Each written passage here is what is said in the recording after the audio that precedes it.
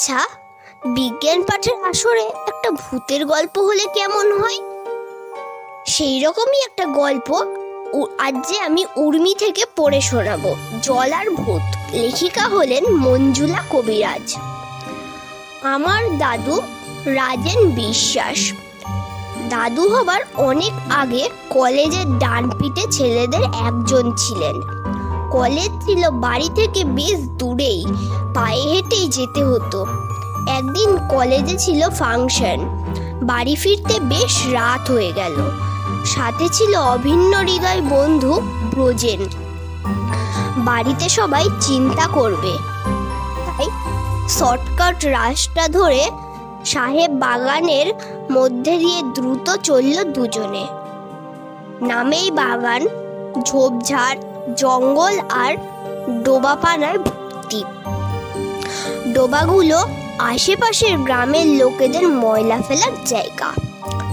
সেদিন বোধহয় অমাবস্যা ছিল। ঘুটঘুটে অন্ধকার, ঝিঝির আওয়াজ, চারিদিকে পচা গন্ধ, কেমন একটা গা ছমছম করা ভাব। ব্রজেন দাদু বেশ ভয় পেয়ে গেল। দাদুর হাত শক্ত করে ধরে ব্রজেন দাদু বলল, এই রাস্তায় না এলেই হতো রে। এমন সময় হঠাৎ রাস্তার ধারে একটা ডোবা থেকে নীল আলোর একটা রেখা উঠে হাওয়ায় মিলিয়ে গেল। ব্রজেন দাদুর গলা শুকিয়ে গেল। কোনো রকমে বলল, রাজেন, ভূত। আবার একটা লাল আলো দপ করে জ্বলে নিভে গেল। ব্রজেন দাদুর মূর্ছা যাবার জোগাড়। কিন্তু আমার দাদু আগেই বলেছি, বেশ ডাকাবুকো, ভূতুতে বিশ্বাস করে না। সেদিন দাদু ব্রজেন দাদুকে নিয়ে নিরাপদেই বাড়ি পৌঁছেছিল। প্রায় 40 বছর পর দাদু যখন এই গল্পটা আমায় বলছে, আমি মুচকি হাসছিলাম। তাই দেখে দাদু আমাকে জিজ্ঞাসা করলো, তুই হাসছিস কেন দিদি? আমি তখন কেমিস্ট্রি অনার্স নিয়ে পড়ছি কৃষ্ণনগর গভর্নমেন্ট কলেজে। আমি বললাম, দাদু, ওই আলো নিয়ে বিদেশেও অনেক গল্প আছে। ওই আলোগুলো আসলে মিথেন গ্যাস জ্বলছিল। পুকুরে জীবজন্তু, গাছ ডালপালা পচে এই গ্যাস তৈরি হয়। এটা একটা দাহ্য গ্যাস। কেউ একটু আগুন দিলেই ফস করে জ্বলে উঠবে, তবে ভূতে আগুন দেয় না। ডোবার জলে যখন পচন হয়, অবাধ শ্বসনকারী ব্যাকটেরিয়া মিথানোজেন, মিথেন ইত্যাদি উৎপন্ন করে।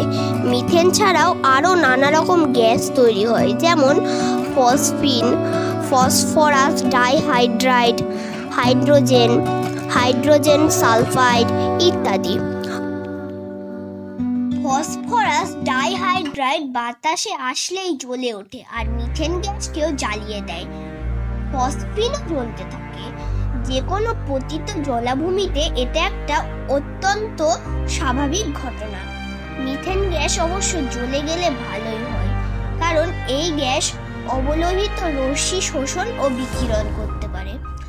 আবহাওয়া মণ্ডলের উপর ভাগে জমা হলে এই গ্যাস বিশ্ব উষ্ণায়ন সৃষ্টি করতে পারে।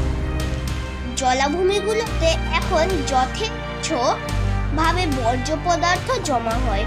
গার্হস্থ্য বর্জ্য, কলকারখানার বর্জ্য, মৃত পশু পাখি, লন্ড্রির বর্জ্য সব জমা হচ্ছে জলাভূমিগুলোতে। জলের গভীরতা কমে যাচ্ছে, পাল্টে যাচ্ছে জলাভূমিগুলোর মাটি ও জলের ভৌত রাসায়নিক চরিত্র। প্রকৃতির স্বাভাবিক নিয়মে যা হতে লাগতো 10,000 বছর, তা মাত্র কয়েক বছরেই হয়ে যাচ্ছে। মিথেন গ্যাসের মাত্রা ক্রমশ বৃদ্ধি পাচ্ছে।